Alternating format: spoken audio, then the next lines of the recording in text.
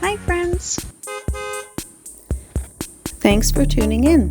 If you like this video, please give it a like, comment below, and take a moment to subscribe to our channel. Welcome to Duluth, Minnesota, a vibrant port city on the shores of Lake Superior. This city has long been known as the gateway to the Great Lakes and the shipping routes that connect to the world. Duluth grew quickly in the late 1800s, fueled by mining, timber, and shipping industries. The city's hillside setting gives it sweeping views of the lake and harbor. Its historic downtown and waterfront highlight the strong ties between industry and natural beauty. The aerial lift bridge is one of Duluth's most famous landmarks, lifting for ships that pass through the canal. Today, the city blends history with modern attractions, from museums and parks to cozy cafes.